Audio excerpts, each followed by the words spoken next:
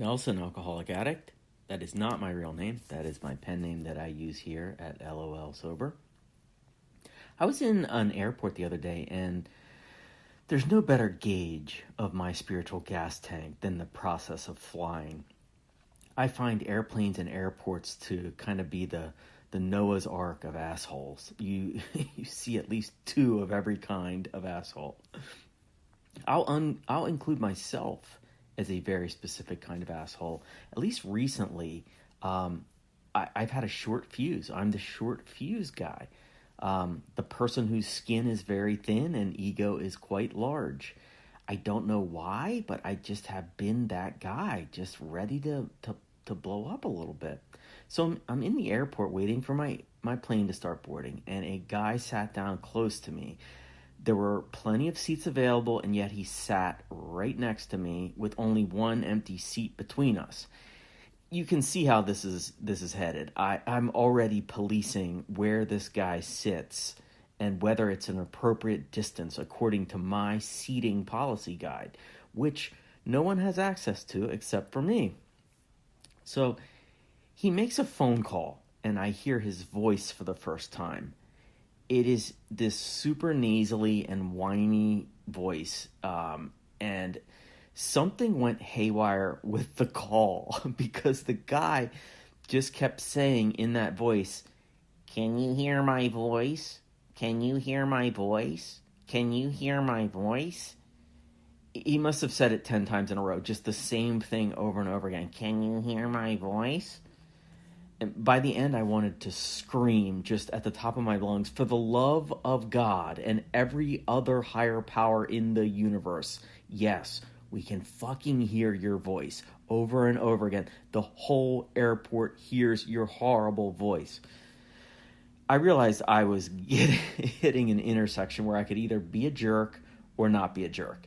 And so I moved to a different seat, even though the whole time I was muttering to myself that I had been in my seat first. He should have moved with that nasally, annoying voice.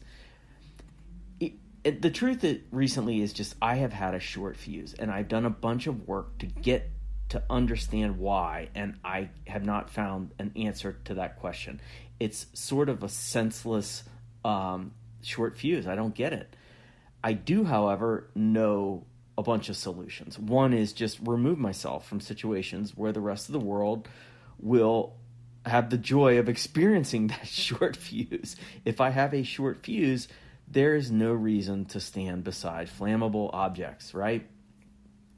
I also did a few short-term retreats from things, and I don't love like the fight or flight thing. I don't love just running from stuff. I had a project I was working on that it went a little bit sideways, and it was gnawing at me, and it was just, I felt like I was up to my neck in it.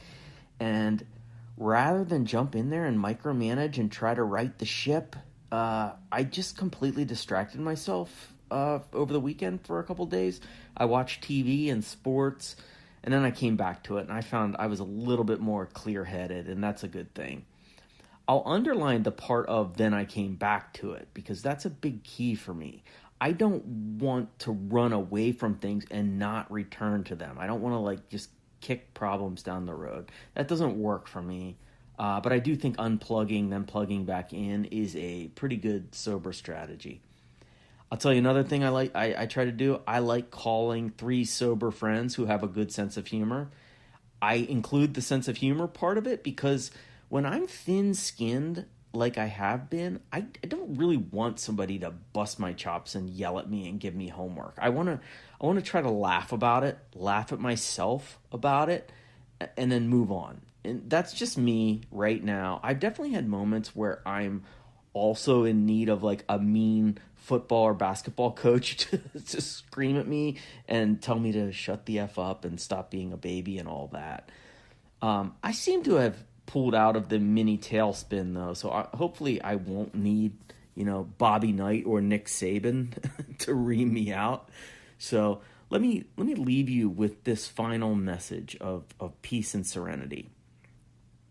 Just kidding. Can you hear my voice? That voice is going to haunt you now the same way it's haunting me. Thank you for letting me share.